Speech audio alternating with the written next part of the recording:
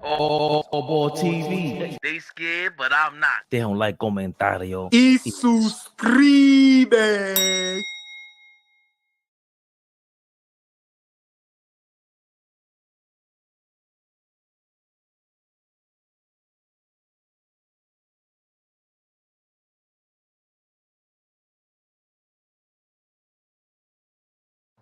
Hold on, we hit the on air button. We on air, on live, baby. Yeah, I'm live. 7 a.m. Fabian Fabian perspective. It's my perspective. So expect it and accept it. Huh? Huh? We out here, baby. Fabian perspective. Making the connection. Huh?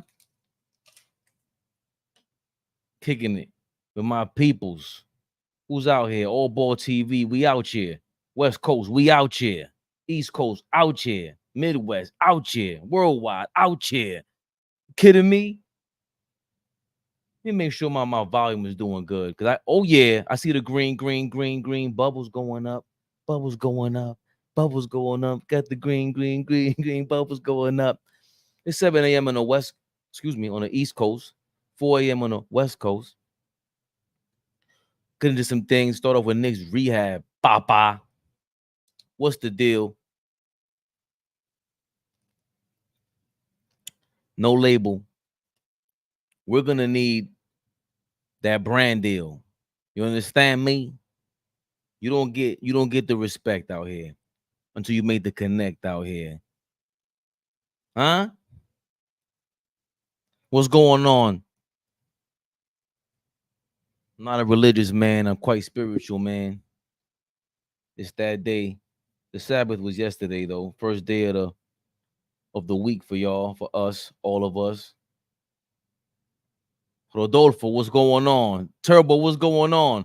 Turbo, I'm gonna jump you in here. I seen the comment, baby. I'm gonna link you in real quick. We got to chat for a couple of seconds. I know you got something to say about the Knicks. God morning, Breeze, what's good? What's good, baby? Thankful for all of you guys supporting us. Big things popping, as the legendary Clifford Harris once said, huh? West Coast, East Coast in the building, baby. See if I forgot to add anything in here. Yeah, we out here, man. I want to get into some things.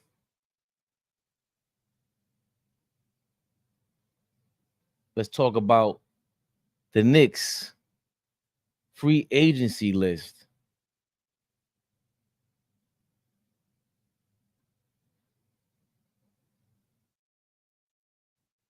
Top of free agency list, 2024 free agent board.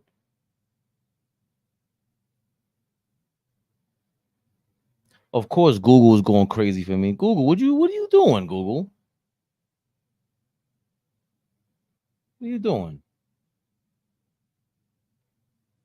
There's a top of free agents list, Knicks, and it was on ESPN. Stop playing with me, man. Top of free agent list.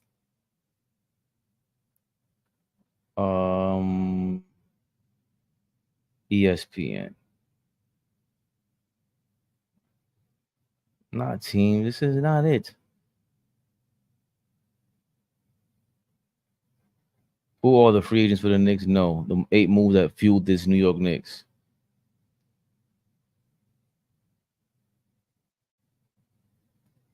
See,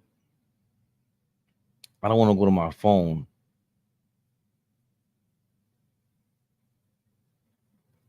Knicks top free agency targets. That's not it. This is not a secure site.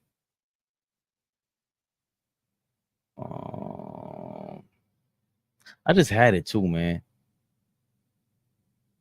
The reason why that's important,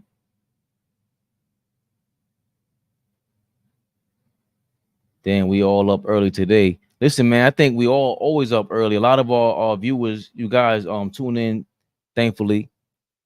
8 a.m. every morning, 7 a.m. We look at the studio, the analytics and everything. Yeah, early morning, baby. Listen, get used to it. Get used to it. We out here grinding. About to change the world. That's what we do. I'm looking for the top free agency list, though.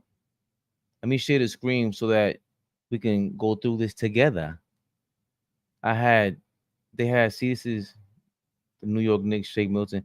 That's not what I'm looking for, though. ESPN had a list. ESPN,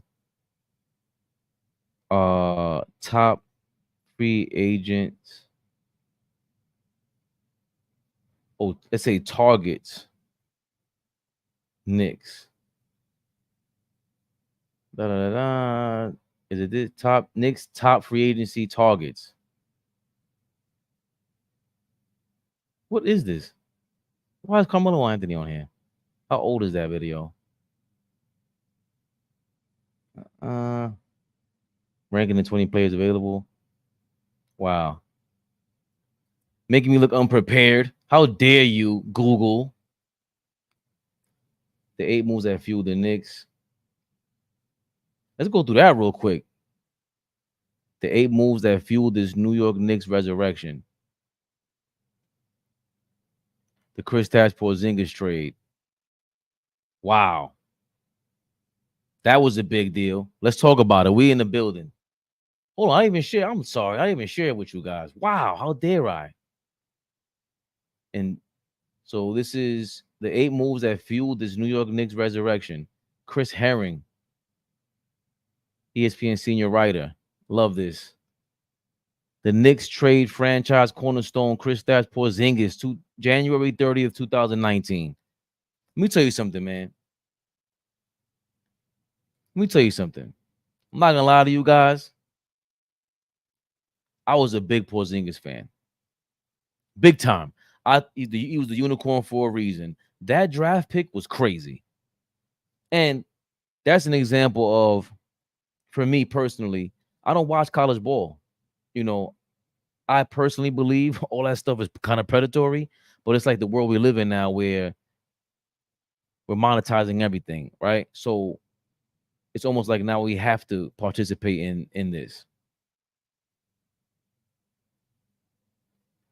And the summer program is the best for me to tell a lot of these guys talent. Someone who was highly touted. I forgot where D'Angelo Russell went to in college, but when he came to the league and I saw him in the summer games, I just thought, even watching the college highlights, I said, damn, LB Wavy was good, baby. I said, damn, D'Angelo Russell looks like he's a step ahead of everybody. That's how he looked to me on a video. So you can tell he was purely talented. Another guy who I was impressed by during the summer games was Porzingis. And even just watching his videotapes that they would show us, I'm like, bro, he's 7'4". Like, of course, we could run down the line and Ralph Sampson and Bobo's another guy. His high school highlights are crazy. People start, shout out to my guy Corn, shout out to Uptown. He put me on to Bobo when he was in high school, and I'm like, yo, that's Munu Bo's son. He looks crazy, right? I think you saw Shaq. He was trying to boost up Bobo, still that's his guy, but he went back on his word, right? Shaq initially was saying, hey, this guy's just as talented as Wemby. Like, what's the difference? And since then, Shaq went back on and he turned back on his word and he said, yo, he doesn't work as hard as I thought, right? You can't deny work ethic. And these guys, when they're honest, you look for that clip and you just run with it. Hard work separates a lot of these guys. Of course, there's politics involved. With Porzingis, he had the world in the palm of his hand, especially in New York. Through the injuries, it was tough for him, but that's why, going back to the article,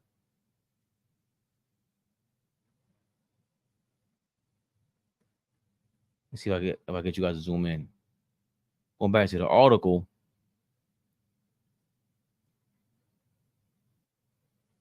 That step right there was major because they didn't. I don't think Leon Rose did not make this trade. He wasn't there yet. It raised eyebrows when a team in the midst of a 17-win campaign moved on from its best young player, but that's exactly what the Knicks did in trading their 23-year-old. I have a Porzingis jersey and everything. We got back Dennis Smith Jr., pair of first-round picks, Courtney Lee and Tim Hardaway Jr.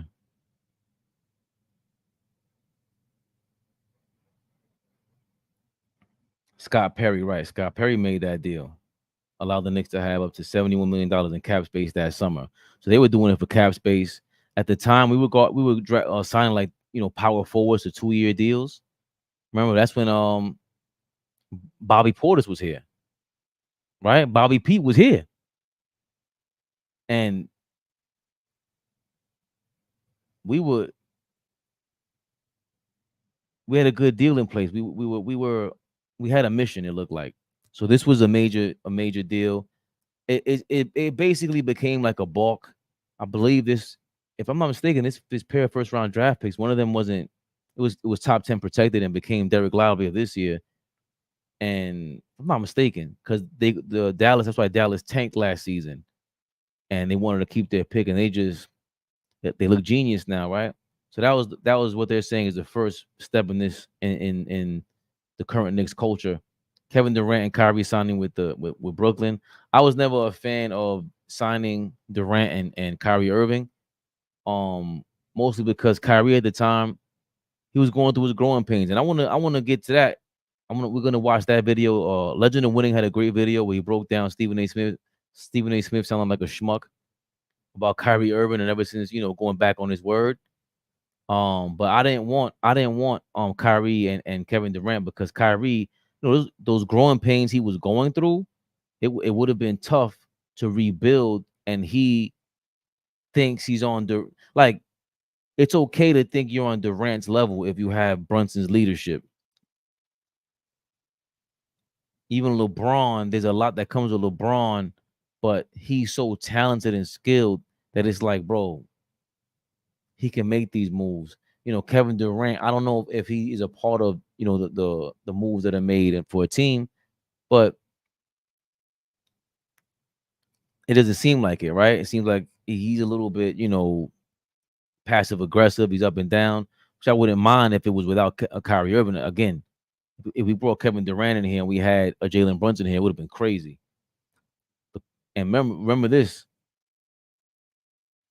when Kevin Durant said the cool thing right now is not the Knicks. What hopefully a young man like Kevin Durant learned, hey, you don't say things like this because you're pitting yourself against one of the 30 teams in the league that you might need leverage for.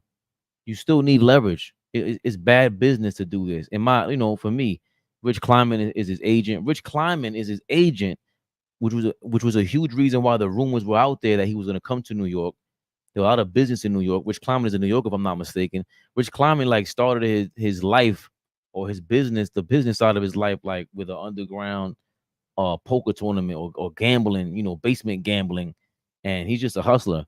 So you saw there was an interview with Rich Kleiman and Kevin Durant, and he was saying, "Yo, Kevin Durant was saying, bro, you don't think Rich wanted me to come to the Knicks?" Kevin Durant saying his whole family told him to go to the Knicks. Rich Kleiman was a Knicks fan, so the writing was on the wall. Just obviously he was heavily influenced by Kyrie Irving. Kyrie Irving's personality just seems more dominant, just like his play style. For a guy 6'2", just amazing. So this was big too, right? And the Knicks largely panned in free agency that summer after whiffing on Durant, pivoted to land forward Julius Randle, a player who'd never been an All-Star but who had loads of upside. So this is the beginning of a major point for us as well, right?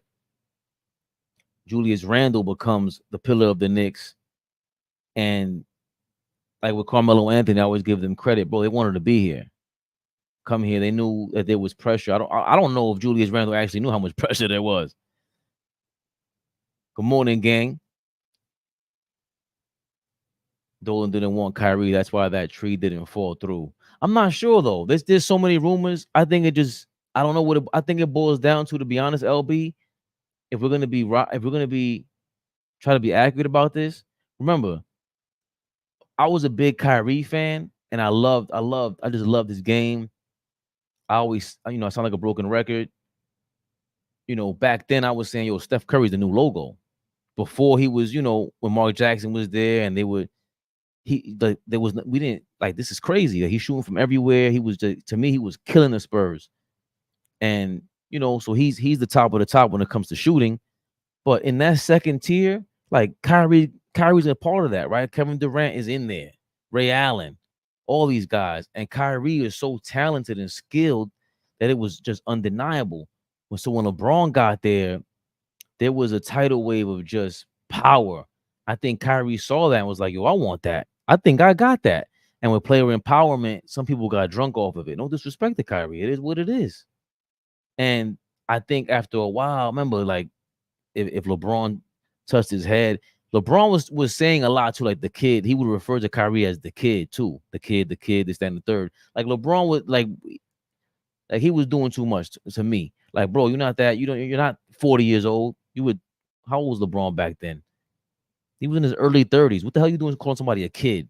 You think like, you're hanging around. So Kyrie clearly wanted the power. Also, LeBron was coming up in free agency, right? His free agency is coming up, and it's like I'm up in limbo all over again. Kyrie knew, hey, there's a difference between having championship expectations and the real positive plausibility of it, existing. There's a difference between that and not ever making the championship, not making the playoffs, and being known to just lose. And he didn't want to be a part of that. So when they traded him to the Celtics, which don't you think about it? Don't you think in retrospect that was kind of crazy for Cleveland to even do? To trade him to the Celtics? We see now he's about to go meet up against the Celtics in the championship, and it's like he had the players around him. But again, Kyrie, and we'll get to that in a second. He went through this up and down phase with the Celtics. That's why a lot of fans turned on him, and really because it felt like he turned on the fans, right? Then he comes to Brooklyn because if you think about it, there's no power struggle. Joe Tsai's a new owner. Sean Marks, he was at their mercy.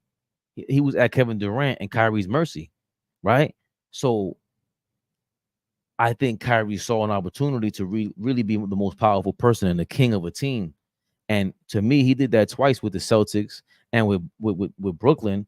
And I just felt like I can sense that on him. And I felt like, yo, that's not a recipe to win. It's just it can get in the way. This is the same way you got to perform and collaborate with your team, your teammates, and the coach. You have to do that with upper management as well. You just have to. And if you go kind of going against the grain, and I felt like he was going to do that.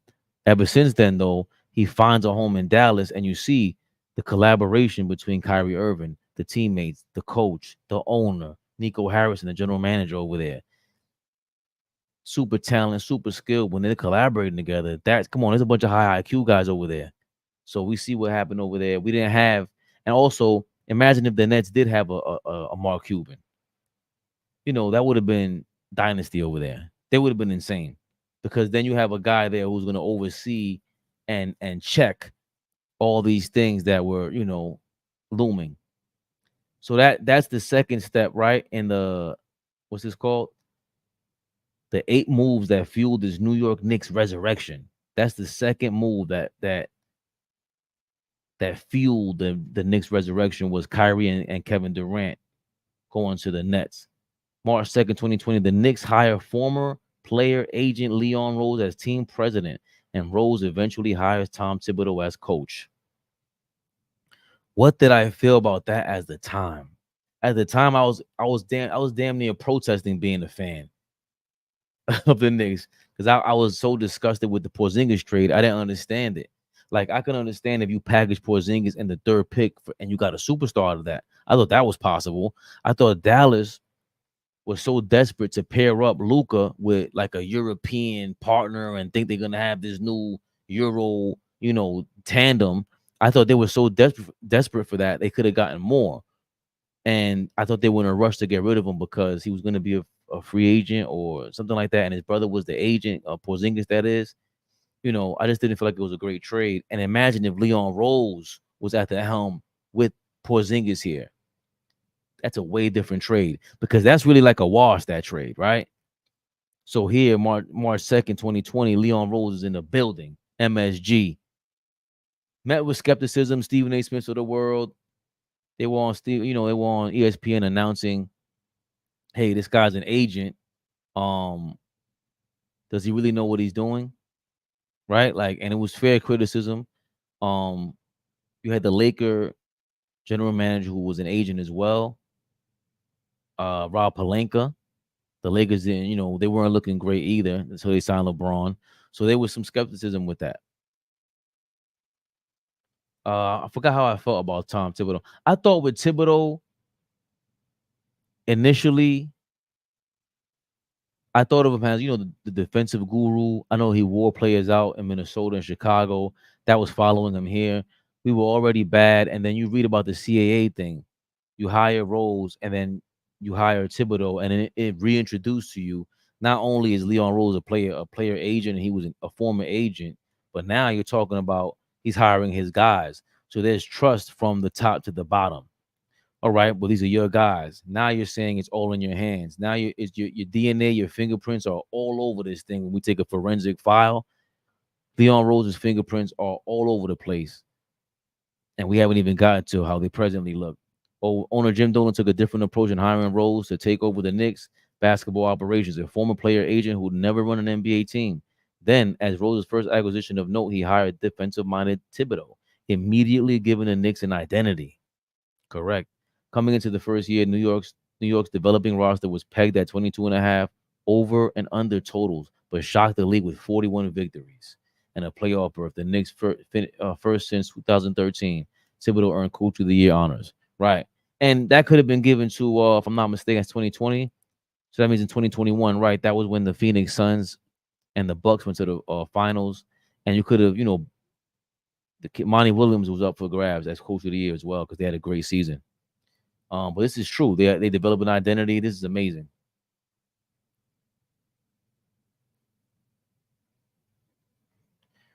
May 2020, Rose revamps the front office and expands the organization's player development staff.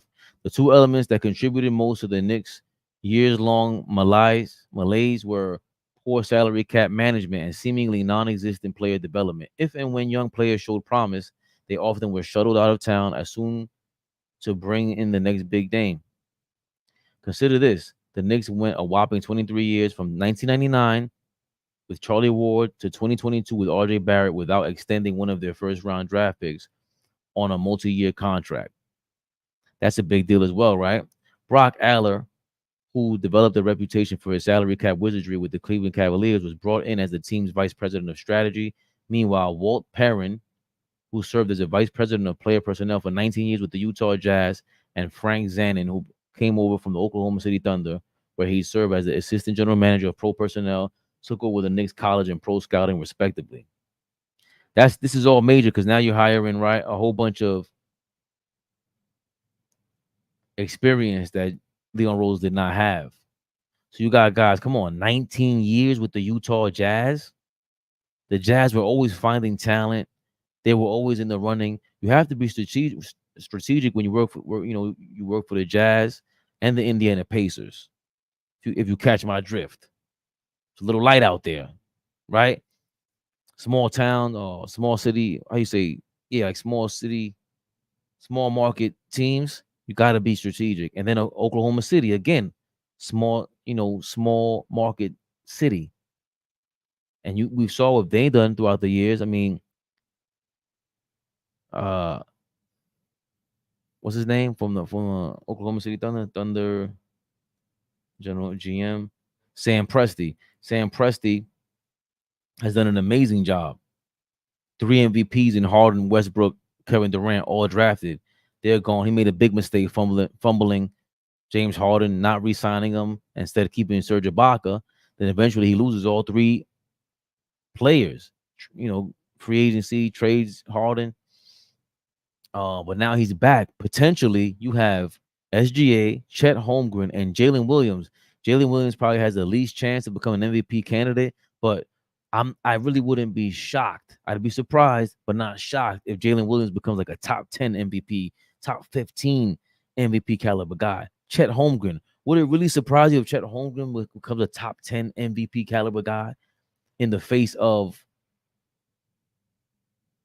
Wemby, right? There's a potential Wemby rival, right? So Frank Zenon sees all of this with Sam Presti, right? The resurgence of them. Brock Aller, who developed a reputation for his salary cap wizardry with the Cleveland Cavaliers. Okay, now with the Cavaliers, how long was Brock Aller with the Cavaliers? Let's look that up real quick.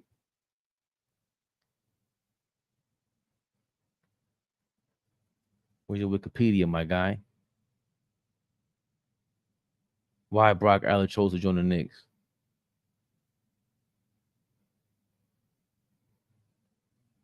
Brock Aller had been with the organization at the right hand of Cavaliers owner. I hate these advertisements. Every website has these crazy advertisements. Brock Aller had been with the organization, the Cleveland Cavaliers, with Cleveland Cavaliers owner Dan Gilbert in some capacity for 15 years. Allen worked his way up from liaison and advisor on business and basketball operations to a full-time front office role in 2013, 2014.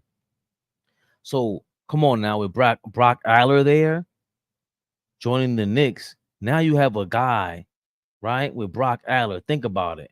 Brock Aller comes from the Cleveland Cavaliers. He's there when LeBron leaves and comes back. Then he's there when he's gone.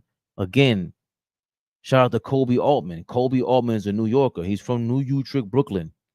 When the Cavaliers hired him and he went from general manager to president of basketball operations, if I'm not mistaken, before being a general manager, he was an assistant general manager. And when they gave him a promotion, Dan Gilbert said, "Yo, this guy is book smart and street smart." That's verbatim what Dan Gilbert said about Kobe Altman, right? But Brock Allen is a guy who sees all of this happening. You saw LeBron leave, come back. You saw a young general manager go from assistant general manager to general manager, and now he's president of basketball operations over there in Cleveland. So Brock Aller gets to see all of these things. I mean, come on now. You talk about dealing with an owner that's strong, personality, billionaire. Dan Gilbert's a billionaire. If I'm not mistaken, he gets it from the mud. Unlike Dolan, but it's still a strong personality, right? So Brock Aller has experience with Cleveland's small market team. You have to become creative with a small market team. He's there for that.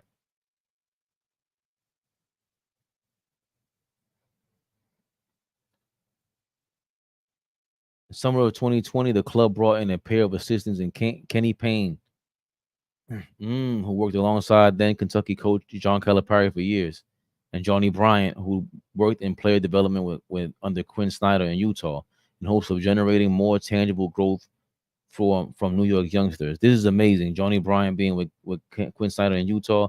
A lot of people revere Johnny Bryant. They love Johnny Bryant. Johnny Bryant is currently up for the Cleveland Cavalier head coaching position.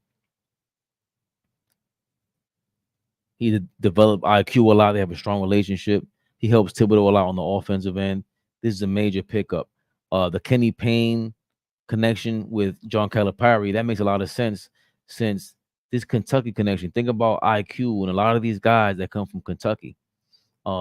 Again, I'll repeat it to the world. World Wide West and Leon Rose, the heads of La Cosa Rosa.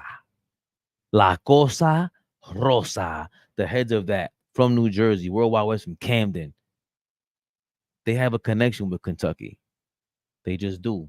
They have a connection with Calipari. So Kenny Payne coming from over there makes a lot of sense. You have to reward some people. I would love to see the background to that. You have to reward your people. So it seems like, remember, Kenny Payne works over there in Kentucky.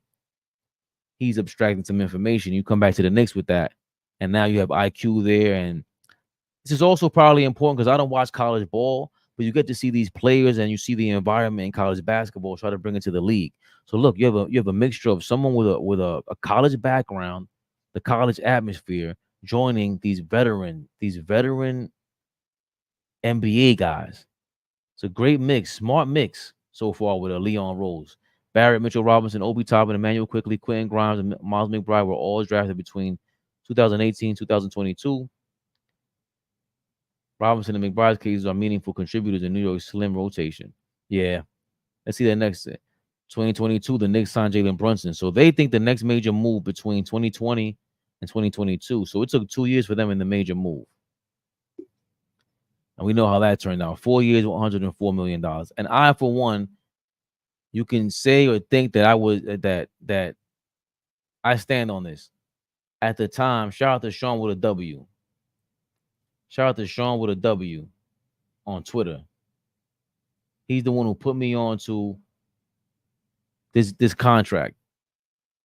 4 years, 104. For the amount of money that Jalen Brunson was making, he was going to be in the middle of the pack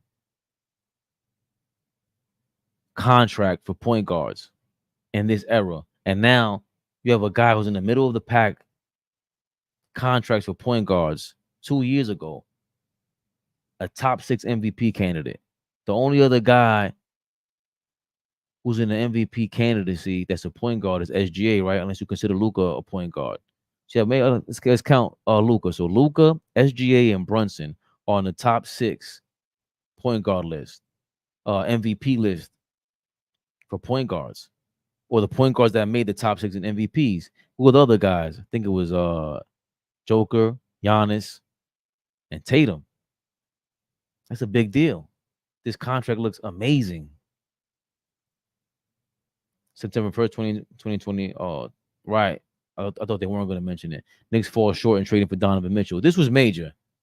We've heard all kind of rumors. They tried and failed to get Mitchell from Utah, reportedly offering 2 unprotected first-round picks along with players such as R.J. Barrett and Emmanuel Quickly, among other offers. But Rose and the Knicks front office held firm and declined to meet Utah's asking price. Reportedly,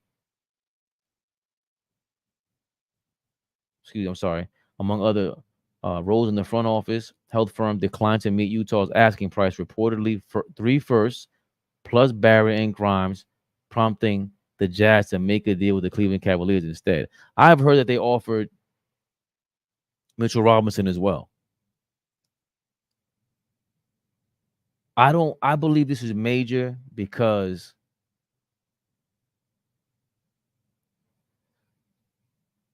I don't believe Donovan Mitchell fits alongside Jalen Brunson. He just doesn't. That's just tough, right? That's the reason for me why this was major. And of course, you fast forward to the trade of this season when we'll get there in a second. You see what I mean by fit. And that's going to become a common theme with the Knicks, who fits, whatever. And then you'll see throughout the league, all the fans are going to start chanting the same thing because it's about culture. There was the deal in 2011, which New York sent its first-round pick, which later became Jamal Murray, and a third of its budding roster to Denver in exchange for Carmelo Anthony, who could have joined the Knicks as a free agent the following season. And then in July 2013, the Knicks famously made a deal with Toronto, giving up a first-round pick, which eventually was used to trade for Kawhi Leonard, 2 second-round picks, and Steve Novak, who led the NBA in three-point percentage the year before. In return, the New York Knicks got number 1 overall pick, Andrea Bargnani, and an injury-prone player who's 3-point. Why are they talking about this? This time, okay.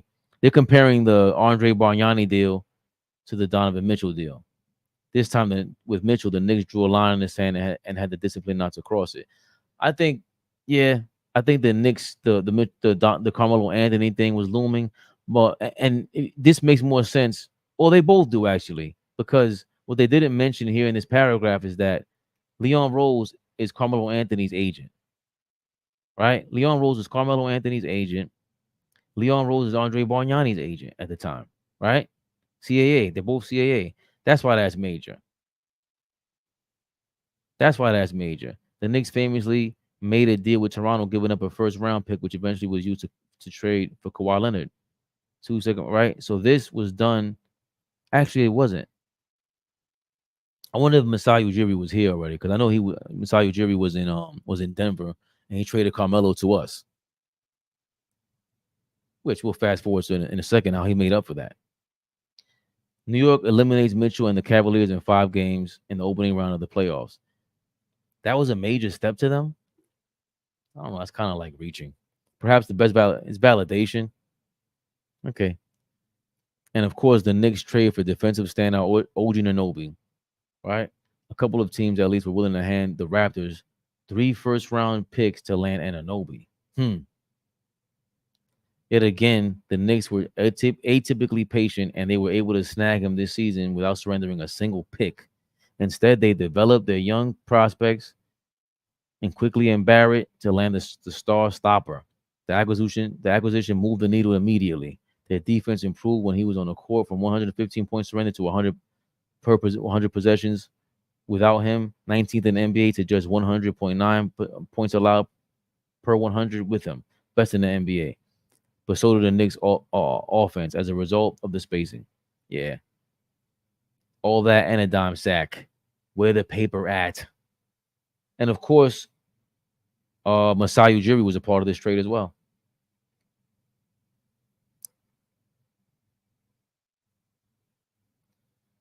So that's so major for us, man.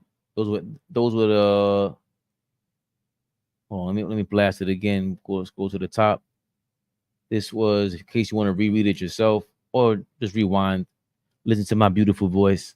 I don't think it's that beautiful, by the way, but you let me know. The 8 moves that fueled this New York Knicks resurrection.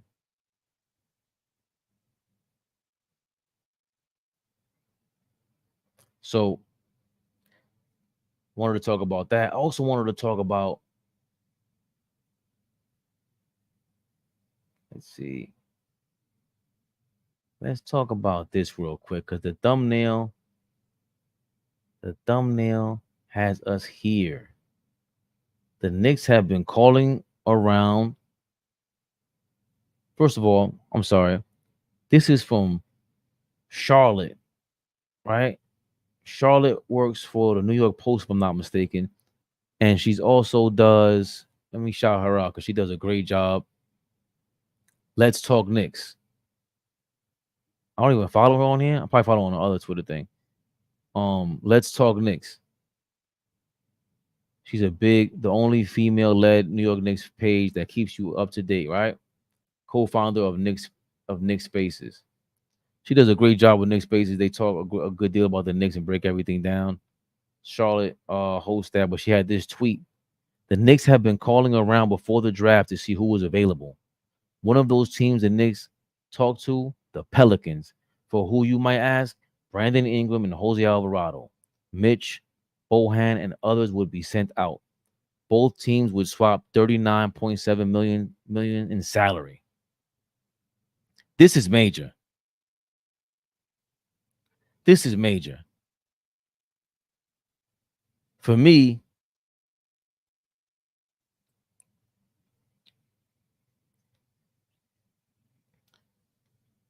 for you to have talks begin with the Pelicans, with Brandon Ingram, at some point, you have to mention Herb Jones. You have to mention Herb Jones. Best believe, if I know Tom Thibodeau, he's sitting down. If he didn't hear about this from the Godfather himself, Leon Rose of La Cosa Rosa, if he didn't hear about it through him, he might have read it in the paper, might have seen it on Twitter. Somebody told him the Knicks are in talks with the Pelicans. And if that is the case, you're going for Brandon Ingram and Jose Alvarado. You better throw in some draft picks.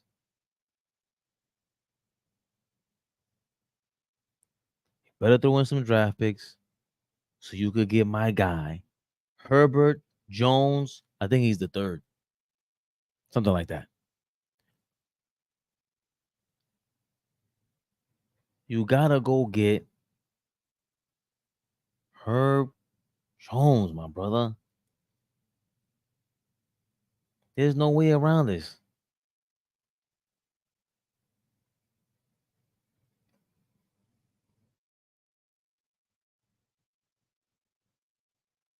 Herb Jones.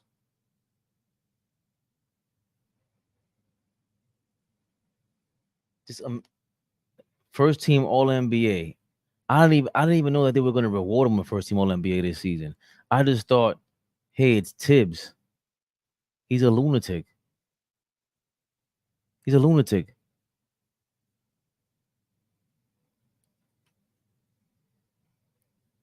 He's gonna want Herb Jones. Herb Jones is going to create a whole bunch of stops,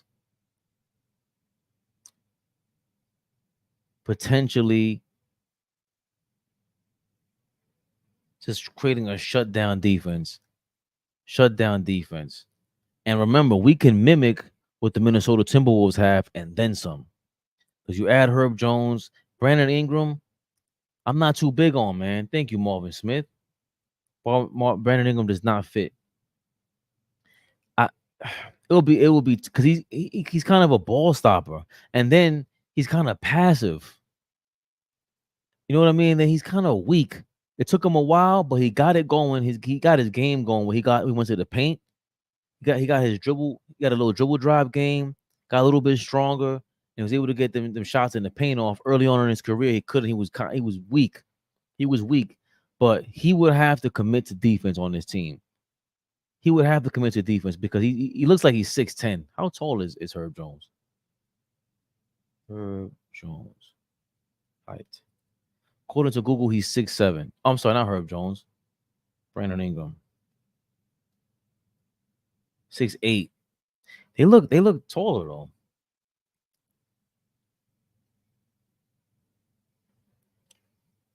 though. Yeah. But I that's for me the perfect fit is going to be if they do that. I know Brandon. Everyone wants my guy Mikal Bridges. I get it. That makes a lot of sense too. You put him at the 2 guard. But I think Tibbs will go crazy if you add Alvarado, and then you got to ask about either Hawkins because they're not going to give up the other guy, the third. What's the other guy that they draft that's a rookie? That he's a rookie this year. They have Jordan Hawkins and they have Trey Murphy. There's a lot there that you need that you can utilize if you're the Knicks, right? If I'm not mistaken, the assistant general manager from the Pelicans is now with Cleveland. But anyway, I digress. Herb Jones is the guy for me. We got to get Herb Jones. You know, I've been saying that for 6 months. I don't know who said it before me. Gotta get Herb Jones. If you had basketball talks for Brandon Ingram and Jose Alvarado, you're gonna bring them home. All right, cool. But I'm not too big on them. And I believe this is the bochinche, as we say in Spanish. You start with this kind of conversation and then you go somewhere else with the Pelicans. You start with Brandon Ingram and then you go, you know what? How was this looking like? That's all I'm gonna say. That's all I could say. You gotta bring the players that your coach wants. And ever since the Knicks have done that, they just got better. Right? Brunson is a tough nosed guy. Randall developed under Tibbs, and clearly he was just in favor of him. Yeah, great point, Theo. Brandon Ingram is too injury prone. Herb Jones will be perfect. I didn't even know a lot of you guys would love that. A lot of us love that. I think this is the New York Knicks fans and commentary in the comments and our thought process. This is how we think as Knicks fans. If Herb Jones comes to New York, he's going to become a legend. OG Anunoby has have a chance to become a legend. They look like the New York Giants to me in 2007, 2011. They just do. You just to shut down everybody. The Timberwolves are on the prowl. They've made their bed. You can copy that blueprint a little bit. Have just these lengthy guys on the perimeter. What would it cost? Are they available? Gotta find out. Gotta find out. Kareem Grant, salute.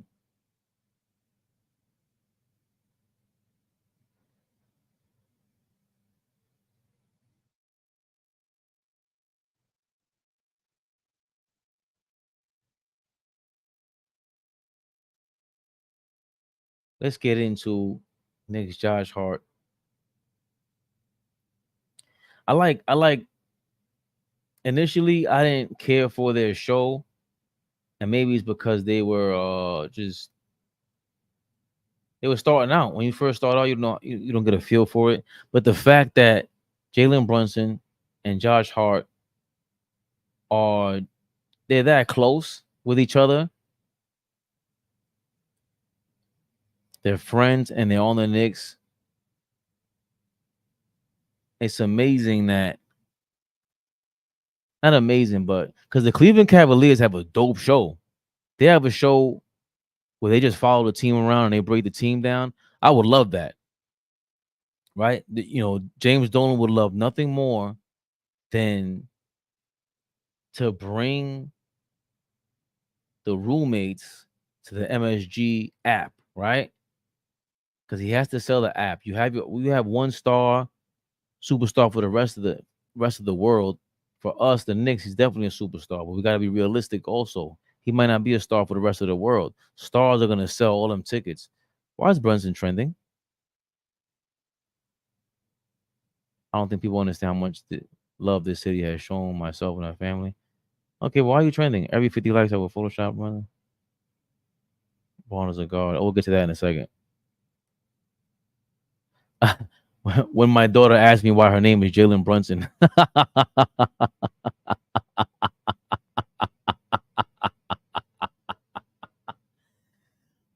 This is why Twitter is so addicting. Because you go to the comments, the tweets, and it goes crazy. When my daughter asked her name was Jalen Brunson, hilarious.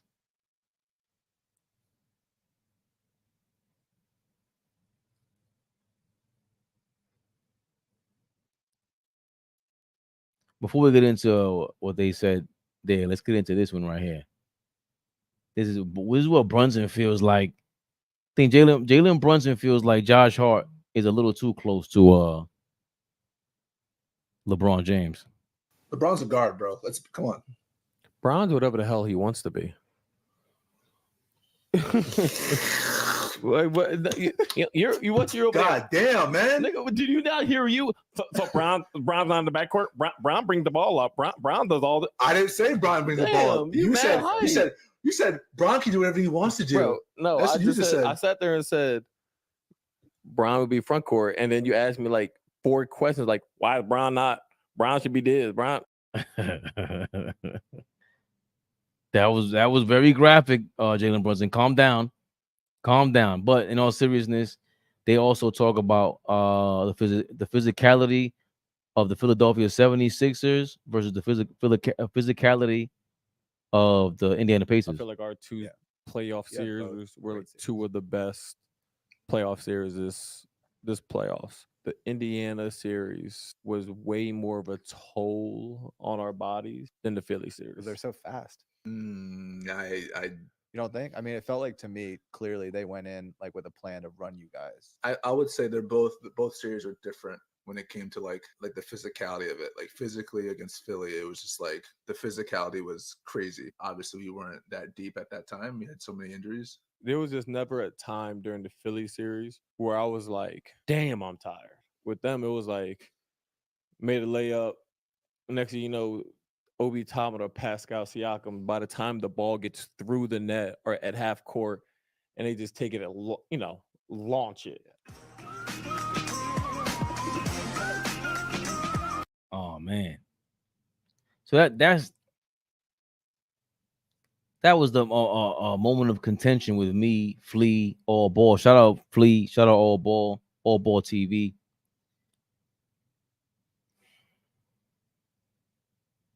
They kind of confirmed what I was saying. The Indiana Pacers were going to run on a track meet, and you can't have 7 guys out there, 6 guys out there. Josh Hart, as much as they don't want to critique Tom Thibodeau, listen, God bless them, man.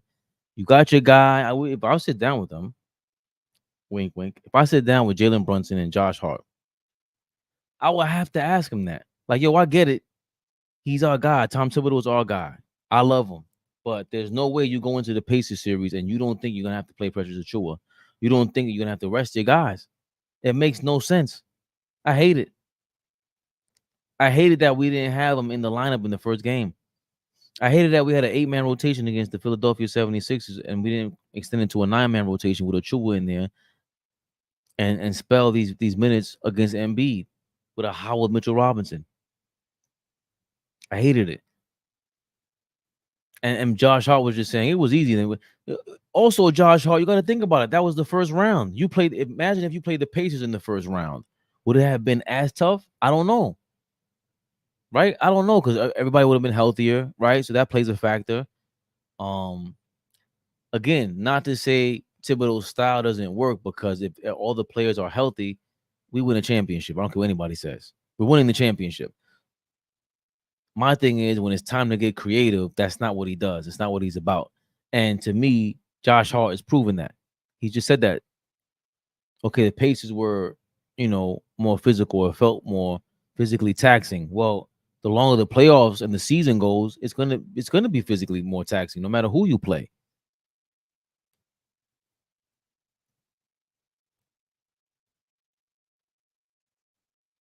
I thought that was interesting.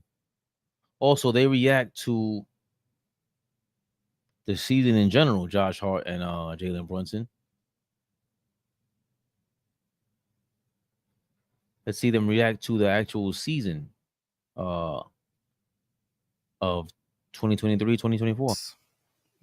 Drink wine, watch games, play with my kids, my dogs. Do you actually watch the games? Yeah, I watch the games. Because I think go ahead. I feel like last year I didn't really watch them until towards the end because I was like damn, like we should have been there. Like we should have been moved on. We should have kept playing. This year, I'm not sure for you, but for me, it felt different because like me personally left. This was totally different. Yeah, like than last year. We left everything out there. How the season kind of ended. Half of it wasn't in our control, but obviously guys getting hurt, guys going down. So it was one of those things where it was like we kind of made the best out of the situation that we were kind of dealt.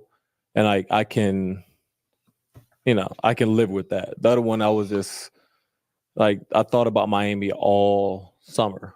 Now I'm like, you live there, so. Yeah, but I was thinking about like Spo, Jimmy Butler, Kyle Lowry. Like that's all I thought about last summer. Now I'm like thinking about whatever. A couple grown men all summer, huh? That's all I was thinking about. So now I'm just like, it is what it is. Let me drink my wine, play golf, and then, get ready. Hopefully everyone's fully healthy to start the season. The one thing I hated the most, even though like we were playing well, we were winning, we were up 2-0, then up 3-2. Whenever we lost, like everyone was like, "Oh, they're tired," or their injuries or anything. Like honestly, that kind of like pissed me off because we don't have a full team, but like we don't want to use that. Like I don't want the narrative of being like, "Oh, they're hurt, so like let's give them a pass." Like no, like we had chances to win that series and didn't. We had chances to go up 3-0 and we didn't. Like I just hate the fact that sometimes people give us the fact that we were injured or like injuries happen. Yeah, they're part of the game, but like that's not the reason why we lost. We had a chance to win. Like we were winning with those injuries. Like I don't know. It kind of. I just hate the narrative. I hate the narrative. I know that you don't really give a shit, but I was because like you were like we were winning with the injuries. I'm like, kinda. If Andrew Nembhard doesn't make that 3, no, we were up 2-0, and then was more so the injuries then. So I wouldn't say we were winning with the injuries because we were 1-4. We were up 3-2. I would say that we had a chance to win despite our injuries. Yeah, we had a chance to win with despite injuries. That's a better way to say it. We had a chance to win despite our injuries. We were still there. We were, one Aaron Neesmith. No, it wasn't Aaron Neesmith. Andrew Nemhard, tough end of shot clock 3 away from being up 3-0. being up 3-0. So it is what it is, but Again, shout out to the roommates. Shout out to Jalen, Brunson, Josh Hart. I love just you gotta love the fact that they're not making excuses, right? Like Brunson's sitting there going, bro, I'm 6'1". I'm not supposed to be the 1A. He's not built to make excuses. And that's a great point. They had a chance to win, and that's what he's thinking about. Yo, we had a chance to win, bro. What are you talking about? Even with the injuries. And he knows how legendary it would have been to win. I think that's what Brunson's thing is. Like, yo, forget what y'all talking about. Imagine if we won. Picture that. Right? Like, I'll get to my criticism in a second and revisit it in a second. I'll get to the comments in a second. Love you guys, by the way. But what Brunson is saying and how he's giving you a peek into his mentality. Like, I hear what you guys are saying. I hear the chat. I hear the chit chatting going on. But he can't allow things like that to invade his mentality, invade his day by day, invade how he goes about life. Right? He's a winner in high school, college, and even now. He's still a winner. That's what I'm talking about. He doesn't have to win a championship to me to be a winner. He's speaking to what it is to diffuse these kind of thoughts, the approach to doubt, to anything negative. That's his approach. Yo, we had a chance to win. What are you talking about? We could have been up 3-0. That was a close game, game 3. It was crazy. We were up by 8 points in the fourth quarter. End of the third. It was wonderful. A couple mistakes here and there, and then Nemhard hits a 3. You can't doubt that. Can't argue that, right? But I will. You know I will. Fabian, you have to remember Tibbs was down 4 guys into game 3 of Indy series. We had them first 2 games with OG. Listen, Top and Jeffries, none of those guys would do anything, just ran out of bodies. Of course. Of course, right? That's the obvious. That is what happened. But Achua was totally playable. Alec Burks is the one I can understand. There's no way you can argue that he is planned to play you plan to play him against the Philadelphia 76ers. Not the way he was playing in the regular season. Bohan at least showed us glimpses throughout the regular season, but even he was falling out of favor. He still cracked the 8-man rotation in the beginning of the playoffs because you talk about just a sharpshooter and that head trigger that Bohan has is amazing. Shout out to him. He's going through his injuries. An older guy, 35 years old, has to come back from that. He's in trade rumors as well. But Achua is somebody that he was also up and down. Once OG got back in the lineup, Achua lost his minutes, and it was tough for him. Don't get me wrong. It was tough for him to be able to crack that 9-man rotation for Thibodeau. And I get it. You want 8-man, you want an 8-man roster, it's 8-man rotation, so that when you could choose your guys, it's not going to be hard to choose from them in the playoffs. I get all of that. But Embiid was hobbled. We knew this. He was getting his win back with those last 7 games, and Philly was playing really good, but they were playing bad teams. A healthy Embiid with the 76ers early on in the season, they were the best team in the Eastern Conference, in my opinion. Better than Boston for me. They were a major problem. Embiid healthy with that team was amazing. What we saw Thibodeau, the adjustment we saw Thibodeau make for Hartenstein when he first started with the Knicks. Hartenstein was in the paint. And then Thibodeau figured out, all right, we signed this guy. This guy could pass. He can't. His strength on offense is passing, and then of course the offensive rebounds eventually. But let's place him at the top of the key because Brunson, the best facilitator on the Knicks, in my opinion, is Hartenstein.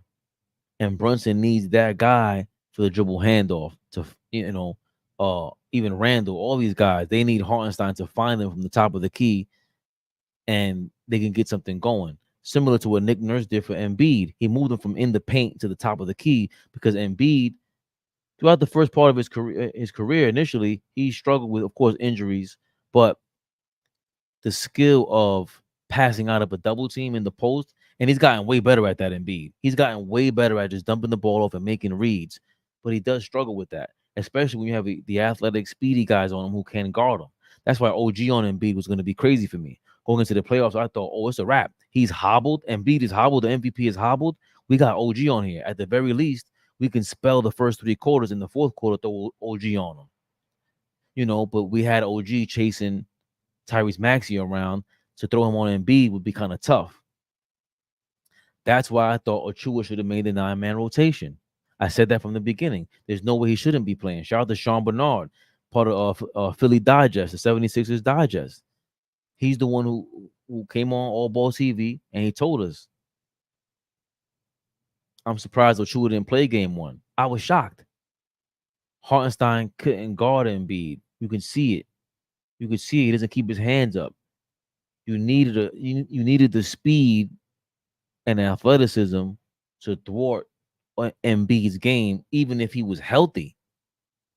So you have Mitchell Robinson, OG, and Achua, 3 athletic guys. I mean, Mitchell Robinson's a monster on him. I think Embiid's terrified of Mitchell Robinson. He's totally confused when Mitchell Robinson's out there, and he'll pump fake his way into getting Mitchell Robinson in foul trouble. So I thought you were going to get 15, 20 minutes of Mitchell Robinson, and more so in the second half. I thought the first game 1, if you saw, Hartenstein played like 20 minutes, Mitchell Robinson played 30. That was a big mistake in my mind. Again, it's the minutes distribution. It's not just about, you did play them too much, but I think you could have spelled it differently if you had Achua in there.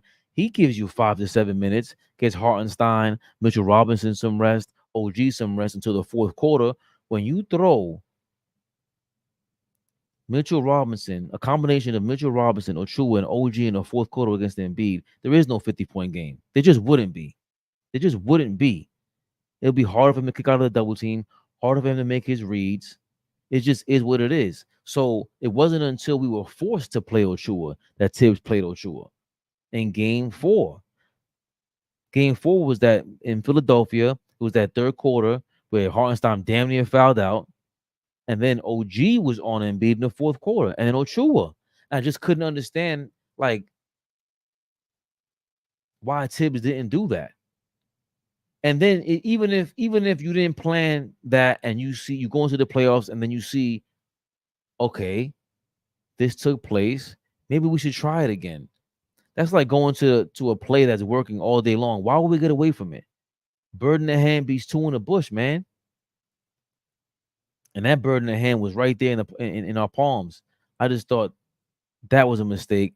And now you fast forward to the Indiana series. It's the next series. These guys, Josh Hart's playing 48 minutes. Achua was not out there. You don't plan to play Achua against the Pacers when Siakam is out there? Come on, Achua was in Toronto. He's been practicing against Siakam. I did not understand that. I'm not saying Achua is a starter, all NBA caliber, all defensive caliber player. No, but he's serviceable. You can't tell me the Pacers had an all NBA players, only all NBA guys, Halliburton, and even he was struggling. So to not have a body out there like Achua, think about it. If Achua plays more often in this Philadelphia series, I believe we close them out. We probably sweep them the way I thought they should have beaten them. Even if you lose one game against them, that means Mitchell Robinson plays an extra game against the Pacers. That's tough. And you didn't plan to play that extra body. You had a 7-man rotation against the Pacers to start. You were forced to play Alec Burks, which at that point, I thought in the pace going into the Pacers series now, you lost Bohan. That would have happened. Mitchell Robinson wasn't hurt yet, but you have to believe you're going to go with an 8-9-man rotation just to fill up those minutes, man. Just to fill up those minutes. That's all. I'm not expecting much out of them, but I'm expecting them to be serviceable. I'm expecting Alec Burks' numbers to actually be decent against the Pacers because they don't play defense. And you saw 6'6", he was getting anywhere he wanted to against the Pacers because you have a guy with talent. He's still an NBA talent who can handle the ball. He was doing what he wanted to do against the Pacers. So I didn't fully expect that much. Like that game 7 that he had against the Pacers was crazy. I didn't expect that from him, but I did expect him to be serviceable. And then you get Brunson some rest. You bring him back in there for a great fourth quarter. Mitchell Robinson might have got an extra game. I still expect him to get hurt because it's a stress fracture. I mean, it's a stress injury. I still expected him to get hurt, right?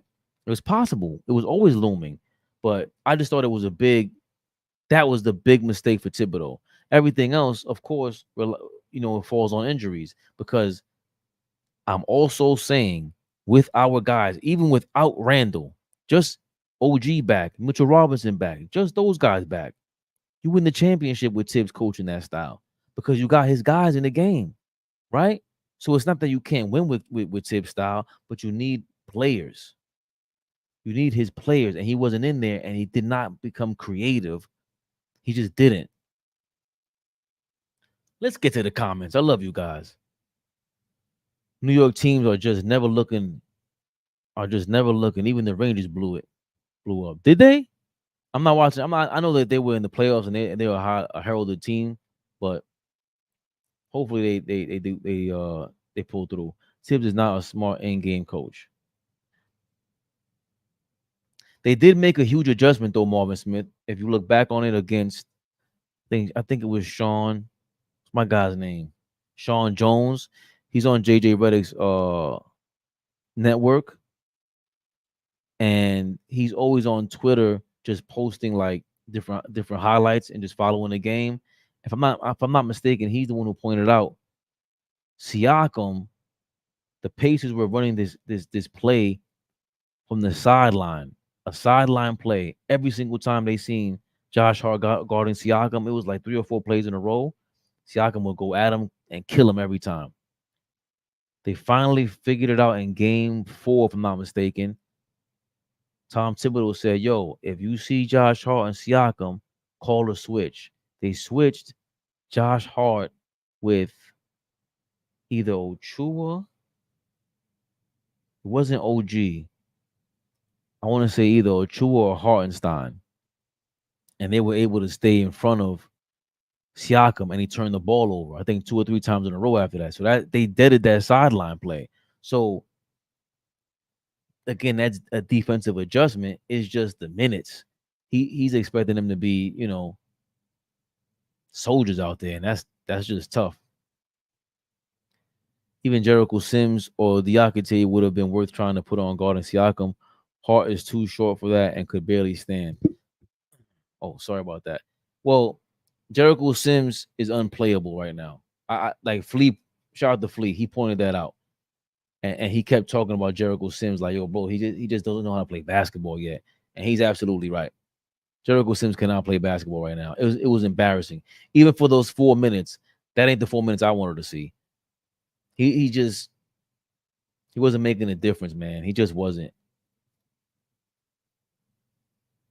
If Ochua was in the game 3, fourth quarter against the Pacers, we probably up 3-0.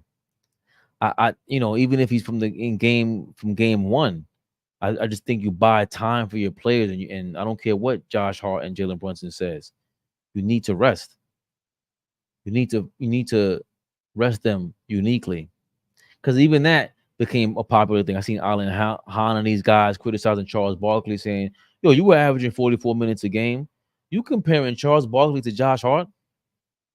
Rebounding is comparable, but Charles Barkley is grabbing 20 rebounds in the playoffs and dropping 44 against the Chicago Bulls, the premier perimeter defense out there, right? Just a premier defense in general. You can't compare Charles Barkley to Josh Hart. Charles Barkley is a top pick. Josh Hart is not a top pick. He's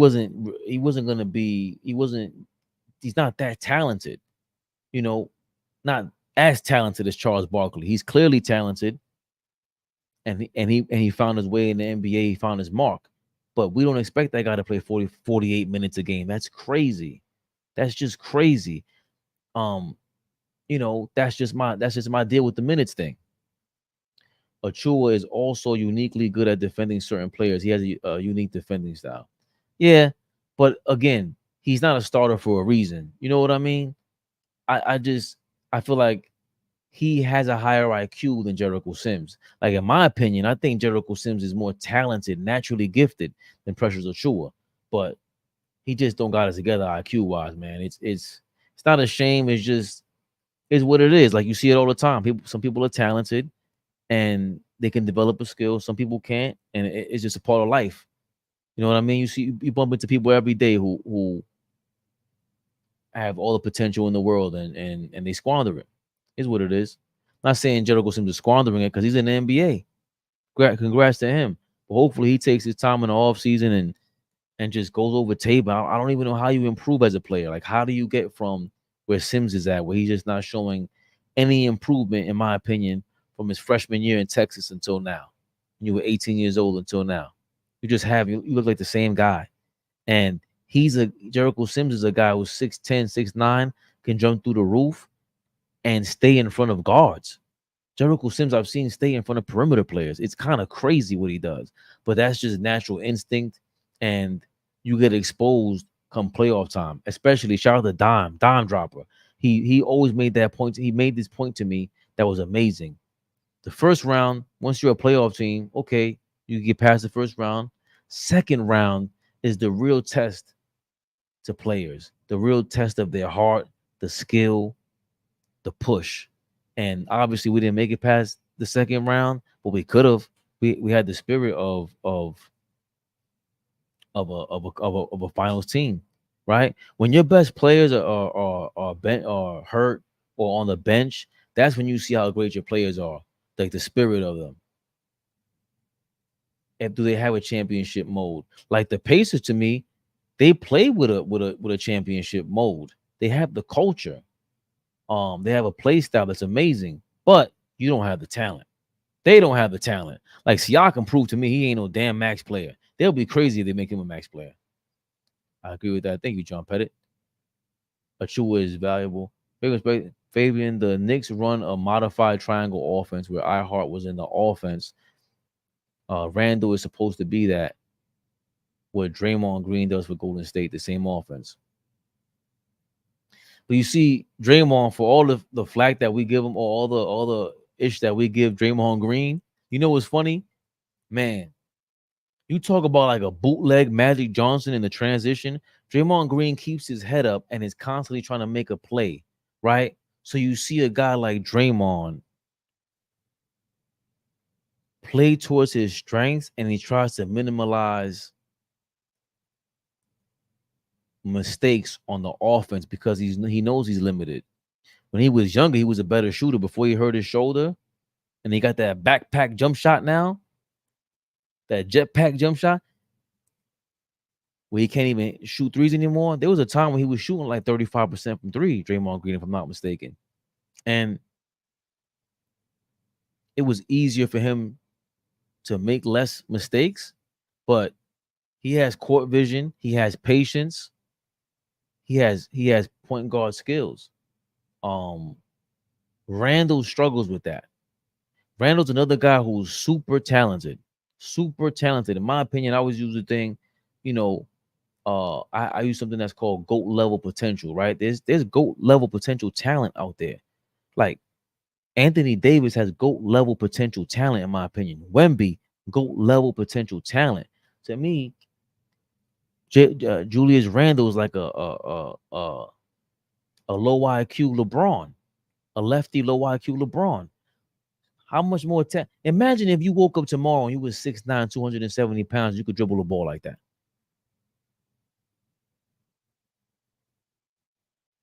You crazy? Yo, Randall was a monster. You see that guy in the street, you're not trying to get to a fight with him. You crazy? Savage. So, again, not to say he's not a self-starter, but that's the thing with this modified triangle offense. Because you're right, with Hartenstein at the top of the key, and even Randall at the top of the key, They don't make the reads in the pump, not just the pump fake, but the pump passes. You fake the pass and then find the open it doesn't have to necessarily be the open man, but it has to be the next best play. Find the next best play. If I get it to this guy, what's the action going on behind me? We're actually setting up the action behind me to distract whatever's going. Like there's a lot that takes place, right? And Randall, I don't think he thinks 2 plays through, right? I think he's thinking too much almost. Like just go, just play, take your 2-3 dribbles, and then give up the ball because you don't have a handle like that.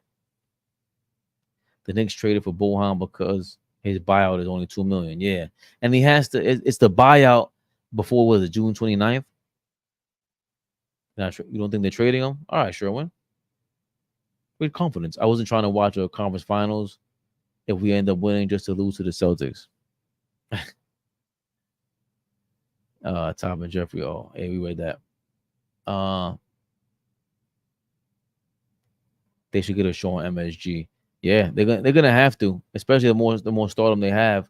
You utilize Brunson's star power, bro. Salute. I think the Knicks is after Zion, not Brandon Ingram. James Dolan wants a star. Ingram is not a fit. Damn. How do you feel about Zion? Zion with Brunson? He doesn't rebound well. He has injury problems, and we see all the rumors with him. You know what I'm saying? Like, I don't know if he's mentally suited for New York City. Maybe going through what he's going through right now, or with the public spectacle that he's made, or his personal life has become. That's the thing about playing in New York now that Gary Payton famously said in the 90s, like, I don't want to play for New York because the media is crazy. Well, the media is crazy everywhere now. You can't do anything if you're a ball player. Twitter, the social media is nuts. So everywhere's playing like New York in terms of the media, but you ain't gonna enjoy another city like New York. Imagine being rich in New York, and you the man. Like, you could be the man just by hitting the game-winning shot. We're gonna go crazy. You grab 30 rebounds in the game, we're gonna go crazy. Look what we do with like all these. Frank Ntilikina had a hive. Insane. I watched the Jalen Brunson show. I'm not a big fan. I watched the clips. Who's a perfect fit for us, Booker or Mitchell? Booker. Just his mid-range game is crazy. The mid-range game is insane. What he did in the playoffs 2 years ago, two playoffs ago, 2023 playoffs. What Booker did was amazing. He tapped into another level that was just crazy. And we don't have a mid-range guy. Brunson does some mid-range. He can. He's a spot shooter. He's clutch. That's the other thing about Booker. He's clutch. We don't have a clutch guy. I love Brunson. I love him. But it's harder for him to get his shot off, right? Especially in crunch time when you're going to be surrounded by everybody. We know Julius Randle hasn't been clutch. He had that big-time clutch shot against the Miami Heat last season, the season before. In the corner where he kind of bobbled the ball. But before that, Randle would get exposed in crunch time. He would be too hard on himself, kicking the chairs over and, screaming at the referees. It's an emotional thing. That's why I don't like when JJ Redick says I don't believe in pressure, whatever it is. Like, you can't say that. There's real life physical pressure that internally you want someone to feel like they're breathing differently, they're thinking differently. Don't tell me that's not real. You can't tell me that you believe in competition and you don't believe in people, faltering during competition. Who are you competing with? What are you strategizing about, JJ Redick? So when we see players fold, we see what Nick Anderson missing free throws did. That's not pressure. That's not real. Come on, man. Chris Webber, that's not real. Timeout, that's not real. What's good? Knicks all day, baby. Correct. You have to have a balance. So many guys that can shoot threes, giving up Randle takes away your inside threat. Only trade Randle for someone better and dominate inside scorer. It's so tough. If you trade him, it's going to be tough. If you trade anybody of our core, it's going to be tough. Salute Kareem Grant. Go get Herb Jones and Alex Caruso, your championship contender. How does Alex Caruso shoot? I don't think he shoots that well, right? Caruso stats.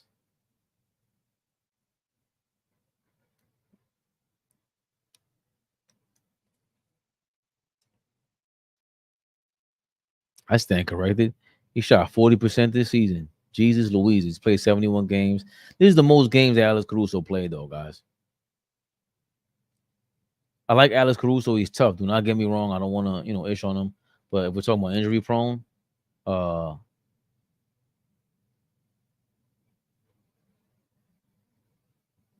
another guy that the Lakers fumbled, right? Alex Caruso. 71 games. Look, 37, 25, 64, 58, 41, 67, 71 games played. Of course, I think in 2021, that was the lockout season. I mean, the bubble. That was 58. But look, his last 3 seasons, Alex Caruso's career with the Bulls, he's averaging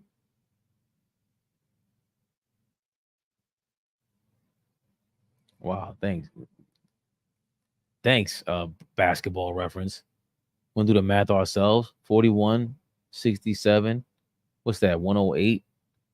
108 plus 71 is 179 divided by 3. What's 179 divided by 3? 179 divided by 3 is 59.6. It's almost 60. He's averaging 60 games a season with the Bulls.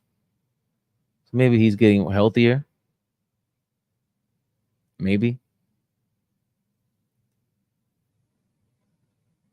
His shooting, he shot 48% from 3 his second year in the league. And then he kind of he flounders 33% one year, then it was 40, then it was 33 again, then it was 36 and 40. I would think that has to do with inconsistent lineup.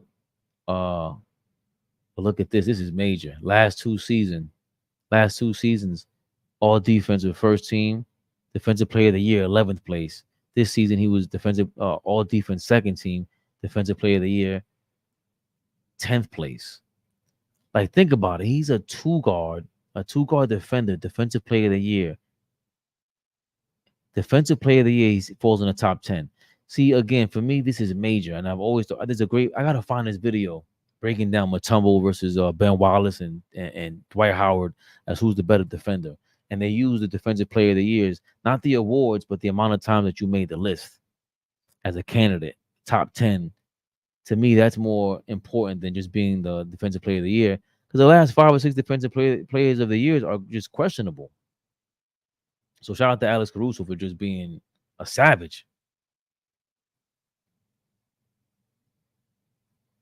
Let's get to more of these comments. Brandon Ingram is too injury prone. Yeah, not giving up Randall for Ingram. He doesn't rebound enough. And I think he's Carmelo Anthony light. He needs a real point guard around him, and it's tough for. I would think it's tougher for Brandon Ingram to play without a Brunson is a great point guard, great at the point guard, just being a star at that position. But it's not at engineering the offense, which I think Ingram will need a lot of. That'll be tough for him. And even Randall struggles with that. But when OG got there, he no longer struggled. Didn't Brandon have a problem on the Olympic team? I don't know. If Johnny Brown gets the Cavalier head coaching job, Spider's gonna stay put in Cleveland. Oh, okay. Oh, because he was there with Quinn Snyder in Utah. Good point. Jahura Israel, the headhunter. Think about LeBron and KD are the biggest divas, always problems around them, and they push it off to whoever around them, players, coaches, and even the towel boy. Think about they have the same problem with every team that they go on. Yeah. It's that last decade. Think about all the players from last decade, the superstars, LeBron, KD. I don't want to put Westbrook in there. So I think he just played ball in his way. But Ben Simmons is a part of that group for me now. Kyrie, James Harden, Kawhi. Kawhi got a championship outside of the Spurs. Cool, you got traded to the right team, but he still signed Stephen A. Smith went crazy. He's a hypocrite because he's a capitalist, but then he's telling like people to retire. He's crazy out of his mind. But he's right that like how is all of a sudden Kawhi Leonard healthy before you sign a contract, and right after you sign a contract, you can't play a game, you can't play in the playoffs. That's the diva-like mentality you speak to, John. Sam Preston was stupid because he messed up by choosing Westbrook over KD, and that's the whole reason why KD left, went to free agency. You think so? I've always been a fan of Kyrie Irving. Think about it. Drama only happens around LeBron and KD. Once guys get away from them, everything is all good. Not true, because in Boston he was having trouble over there. He was going to, and he was up and down with his emotions and what really, not just his emotions, but how he was communicating with the fan base. Like it kind of sucked. I don't think nobody was really paying attention to what was going on day by day in Brooklyn. Everything was all good. Sean Marks messed that up. Sean Marks certainly messed that up. And he has to get his name back up, because I thought he was a really good general manager, putting that team together when D'Angelo Russell did reviving his career and everything. They had a really good team, like a young, they were us. They were like us now. Just no Jalen Brunson. Like they were building something over there. So I'm glad they suck. Send us Mikal Bridges, man, on the cheap. Again, the general manager and the owner was on the verses with the whole DVD situation. Everything was good, and then they started to do the trade room with crap again. Who's DVD? I'm getting the GM and the owner. Maybe something you said up there. LeBron would have his mom traded if he made him look bad or took the test. The truth will come out eventually. Once LeBron retires, how many trees happen without people knowing? How many things happen? Yeah. LeBron tried to trade Kyrie to Phoenix behind his back. So when Kyrie found out, he got traded and he ended up in Boston. For who? Booker?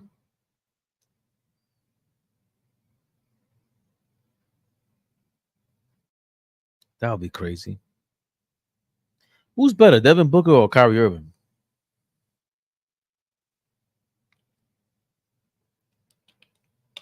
I think Devin Booker.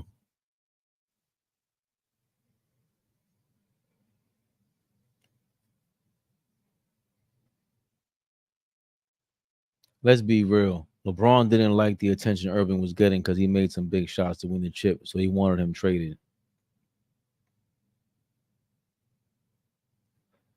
That's kind of crazy. That's crazy. Like LeBron gets a lot of heat. Like, and the thing is, it's all believable because of what's transpired throughout the LeBron years, right? Like we heard so many rumors, and think about the way he left Miami. And even though Pat Riley has made amends with it, he was not happy about how he left Miami. And a part of that is LeBron's not going to be the king in Miami. D Wade was not just, he was the king, but he couldn't just tell Pat Riley what to do. He couldn't just tell Pat Riley to trade whoever. Number one, he's not LeBron. And who just made that point? Somebody just made that point about Ryan Russillo. Shout out to Ryan Russillo. Ryan Russillo put on a master class with JJ Redick. I love both of them, right? But I think Ryan Russillo might be like my favorite NBA analyst. My favorite, because he's very honest. Ryan Russillo does not mince any words. I don't believe so, and I think he comes from his heart with everything, bro.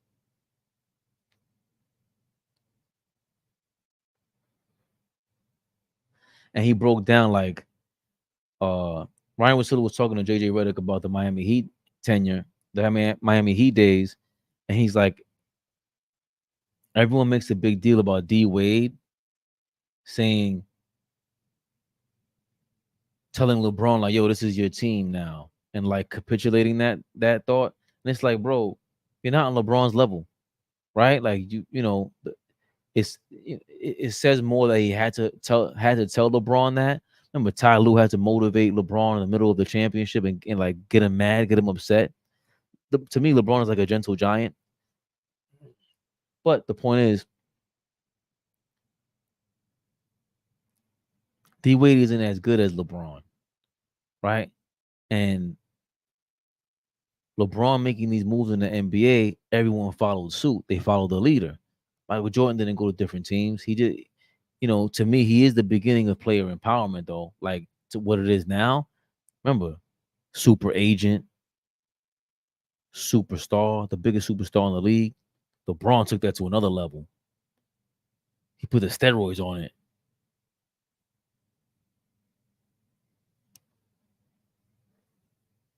No pun intended. But he put the steroids on the super agent, superstar relationship in the league, right? He's the premier guy. He's the biggest star in the league. He's the best player in the league. Then you have an agent in Rich Paul. He's in the mix. They're really willing and dealing. Would more have been revealed if Michael Jordan played in this era with David Falk? Who knows, right? But I believe Michael Jordan and David Falk could have made whatever moves they wanted to because that's Michael Jordan, the best player in the game. LeBron James, best player in the game, is doing all that. And what's funny is it kind of backfired on him against when he played Golden State, right? Like they said, oh, you want to play that game? Here's player empowerment for you, right? And that was the way to help beat LeBron because he was going to get whatever teammates he wanted to, it seemed like, whatever. He created his own team, so the Golden State Warriors created their own team. But individually, LeBron is the only guy who can go from team to team in the second half of his career and really make that kind of impact because now there was no worry about being clutch anymore. He knew exactly who he was. You know what I mean? Like he really played into his strengths, even though I hated LeBron stopping the ball. But whatever, I digress. D Wade, Kyrie Irving, none of these guys, maybe Kevin Durant, can go to any team, in the 2010s and really make a difference like that. Because it's just they're two-way. Kevin Durant is a two-way player, right? He's not great defensively, not consistent enough, but he's bothersome out there. Brandon Ingram needs to watch some damn tape. So Kyrie and D Wade, well, Kyrie was trying to make LeBron moves. D Wade couldn't make LeBron moves. Number one, he's not LeBron. Number two, you're in Miami, right? LeBron didn't want that management over his head. The same way Kyrie eventually didn't want that management over his head. When thank you for reminding me, what's my guy here? Who just said it? LeBron and KD. Where you at?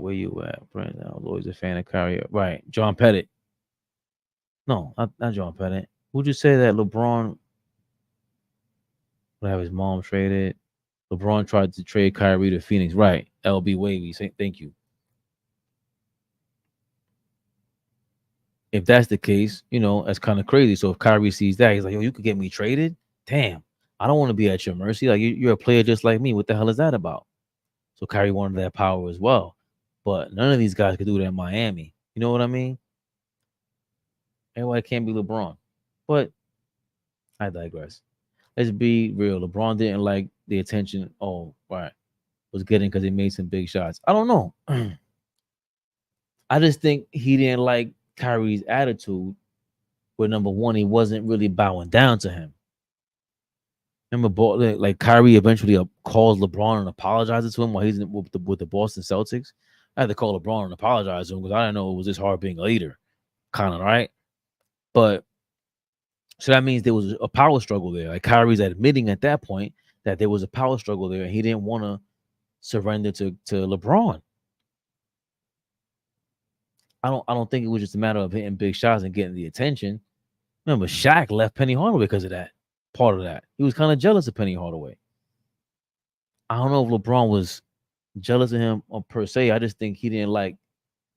Remember, Draymond went from kicking LeBron in the nuts and calling him, a biatch, to being with Clutch Sports and being LeBron's biggest cheerleader. He likes people bowing down to him and kissing his ass. Yes, man. James Dolan reprimanded I wasn't gonna give him the super max anyway. I remember the whole thing like it was yesterday. I'll be so wavy. Nobody likes to talk about that because they want to make Irving to be the bad guy. You know, bad guy is what happened to him after that with Brooklyn though, with all the political stuff.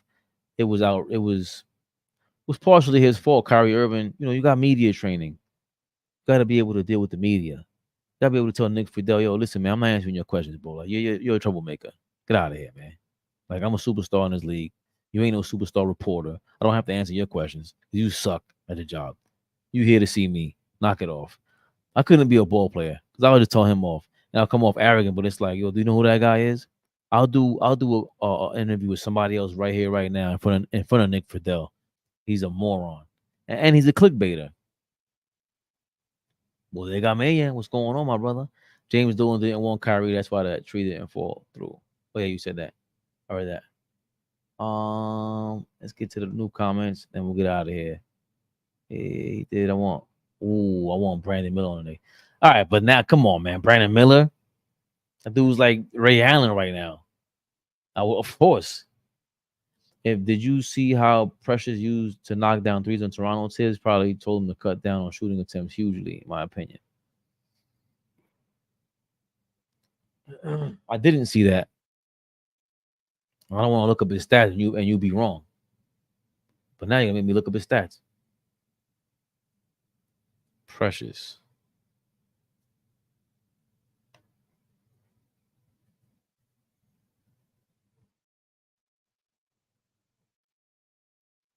He shot, his most was 36% second year in the league. After that, he shot 27%, 27, 27, 28, 26%. He shoots 30% for his career from three, but every season he shoots below 30% from three except for one. I ain't see no shots from Precious, my brother. Randall, we not small. That's why I don't want to trade him for another guard. That's a good point too. Brunson is one of the most clutch players in the NBA. He's our closer. I don't think so, guys. I don't think so. And it's not okay. So here's the other thing. Like Jason Tatum isn't clutch because he chooses not to be. Right? Like you have all the skills in the world, but he doesn't. He's leaning away from the basket, taking fadeaways, taking 18-foot jump shots when it matters most, missing layups.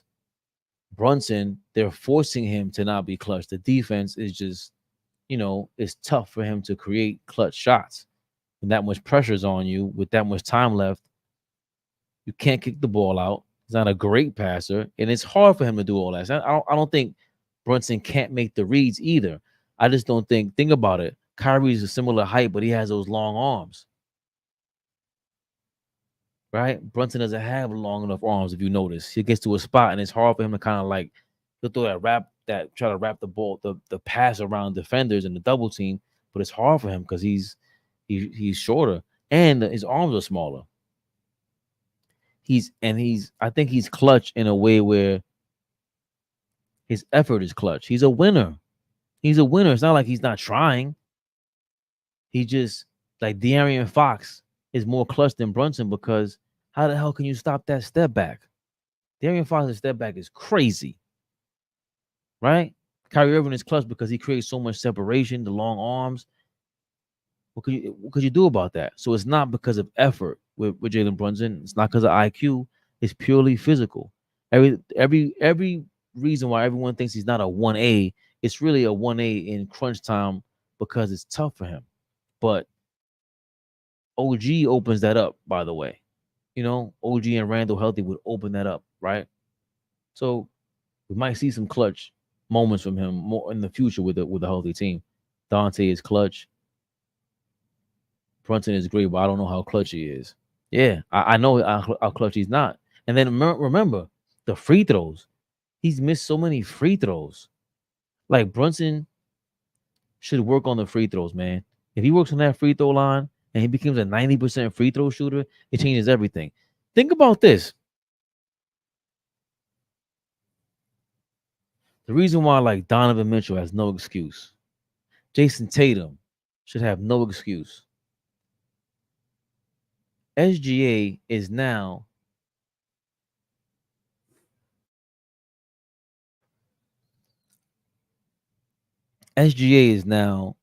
has now become an MVP candidate. He was the second most votes for MVP this season. And this is after he took that leap 5 years in, and he went from like an 83% free throw shooter to a 90% free throw shooter. He went from shooting 5 3-pointers a game to shooting 2 3-pointers a game. Everything is all about not letting up on your dribble, get into the paint, and get into your spot, or giving the ball up at the right time, and just making and keeping the offensive flowing. Steve Nash was great at that. I'm not letting up my dribble until I see the right plays. If I stop, now they can collapse on me and change what I want to do and change what we need to do. SGA was great at that. That's why another reason why Tatum and SGA is clutch. 6'6", good frame, kind of strong. Brunson should never let up on his dribble. Never. Unless he has the right shot or the right pass, the right play. You know? Please name one power forward with a better handle than Randall. I will not hold my breath. Giannis is a straight line dribbler. Yeah. Draymond Green is also a straight line dribbler. Randall does it best. Nah. Not when he gets to the paint. Not when he gets to the paint. Randall can bring the ball up. I have confidence in him bringing the ball up, but not every single play. Even though he would have been, to your point, Sherwin, to your point, Randall would have been, come on now. We missed him out there against the Pacers, against Philly, against everybody, because he is an option to bring the ball up. Right? You don't want him getting a full head of steam. Another game I forgot to mention. I always mention the Portland Trailblazer game as the best game we've ever looked. And they're not a great team, but they presented a defense that made a mark in the first half of the season. The Portland Trailblazers. They would get a bunch of steals. Teams like the Washington Wizards and the Hornets, they wanted no parts of the Portland Trailblazers because they would just turn the ball over. But to your point, yeah, Anthony Davis can't dribble like Julius Randle. Bam doesn't really have a handle like Julius Randle. That's a great point, Sherwin. New Yorkers are different. We don't act like groupies like these other states. So we just give them props and keep it pushing. Like we see them in the street, yeah. We be like, yo, what up, Brunson? Yo, Jalen, what's going on? Appreciate you. Love you. Yeah, we definitely wouldn't try to be groupies. I'm hoping we get lucky and can pick Zach Edey. He would be interesting, especially with Tibbs. Imagine him becoming like a Moses Malone or something like that. This slow-paced offense, it'll be kind of crazy. Zion is a problem. Let him stay with New Orleans. Forget the Flash, and I don't want another injury-prone player. Good point. Zion with Brunson would be dope if he's healthy. Not sure. Randall brings balance, playing inside, drawing double teams, opening up threes, and other players cutting to the rim. That's why we look so good in January. Just him making quick decisions, I believe, John Pettit, especially with OG out there. Just a totally different outlook, right? With RJ Barrett versus OG Anunoby in this lineup. It's insane. How long has Draymond been in the NBA? 13 seasons? If you watch the Pacers series, Achua stopped TJ McConnell completely. He passed nearly every time he ran up on Precious. Yeah. Precious Achua has gotten better on the Knicks and will only get better with time. If minutes don't matter, then play OG 50 minutes a game the second he comes back next season. Exactly. Bro, I actually agree that Sims is unplayable, but people take him more seriously as a player than Tahikiti, who is 6'9" and can nail threes. He's an NBA and college champion. We treat him like a G League player. Good point. We got to think about that. Dorkosaurus is hilarious. Dorkosaurus Rex is a funny name, by the way. I wish Sims would work out with Ewing or Olajuwon over the summer. Yeah, man. Totally agree, Sherwin. Charles Barkley was lazy. Charles Barkley is my first favorite NBA player ever. My first favorite basketball player ever was Charles Barkley because he was a nut job. He said what he wanted, but This is something I definitely noticed. He was a lazy defender. And it's so crazy because he's such a great rebounder. Right? That was his biggest threat on the defensive end was I'm cleaning the boards. I don't care who puts a shot up. I'm getting that rock. I'm getting the rebound. What NBA player can make a difference in 4 minutes? I mean, yeah, to you. No, a lot of players could. Sure, you crazy? That's the point. A lot of players definitely could. If Precious shapes up his offensive presence and 3-point shooting ability, he would be valuable. I mean, he would be a crazy 3-and-D guy.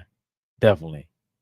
Sims been on the team 3 years already. Does anyone know what his voice even sounds like? I do, because they asked him if he was Dominican. That was hilarious. And he said, I have a connection. When Jericho Sims had an 8-second violation, it was just made. All right. Oh my God. That was game 4. We were getting smacked. Wow, I forgot about that, LB. That was crazy. Awful, just awful. Those are the things like I played the clip earlier. Jalen Brunson and Josh Hart was saying that they were thinking about the Miami Heat series from last year all summer long. Jericho Sims has to replay that in his head every single day of the summer. Every single day. Jesus Christ, LB. Precious plays well against Siakam. Yeah. Precious plays well against a lot of guys, man. But even that, he's serviceable, decent IQ. Just get him out there and get everybody some rest, man. Tibbs needs to be more creative. Yeah, I think we're starting back over here. So read some new comments and I gotta get going. I want Brandon Miller on the Knicks. Zumani wants Brandon Miller on the Knicks. You must be on stage. Why will the Hornets ever trade him? Yeah, they didn't. Salute. Just Knicks was good. Switch Flames. Caruso was an All-NBA defender on a good contract. I'm praying we don't get LeBron on the Knicks. It will be a return to the star hunting Carmelo Anthony years. No offense to him. Definitely don't want him, man. LeBron is a narcissist. He's got an excessive need for validation. And you can see what's going on with his son. It's either Phoenix or the Lakers trying to draft him. It's crazy. Not the stats. There's a few highlights of him hitting back-to-back threes more so than the stat sheet. It was inconsistent. Okay, got you. That's Precious Achua Dorgosaurus was talking about. Free throws and late game turnovers. Yeah, talking about Brunson, right? Yeah, free throws should be Brunson next step. Have to hit them. Yep. But I'm a believer in Brunson. He's the first player to actually have me believe the Knicks can win the championship on his watch. Correct. I mean, point to everyone has flaws, but that's something that you can control. It's tough to control being double teamed when you have short arms. You know what I'm saying? Brunson damn near has T-Rex arms, but he can control those free throws because they're giving you calls. You're getting superstar calls, Brunson. Let's call it what it is. Every short player is not getting these calls. They call it saying it was foul hunting. I don't care. So what? I seen James Harden do it, and he just almost made me quit watching basketball. Even my guy Brunson. I stand for Brunson. Yo, thank y'all for joining me, Fabian Perspective, on AllBall TV, the first 7 a.m. episode. I went 1 hour and 48 minutes, almost 2 hours. I'm out of my mind for doing that. I just came home from work, and I'm giving y'all the salute. Brunson can be a ball hog sometimes, which is frustrating because he's an unbelievably amazing ball passer. I don't think he's an unbelievably amazing ball passer, but I do think he definitely holds on to the ball way too much at times, and it's his tendency. Everyone has tendencies, bad and good. That's his tendency. Bill Go, great show. We are always here. AP, thank you, my brother. I love y'all, man. Fabian Perspective, expect it, so accept it. AllBall TV. AllBall TV. They scared, but I'm not. They don't like comentario. Y suscribe.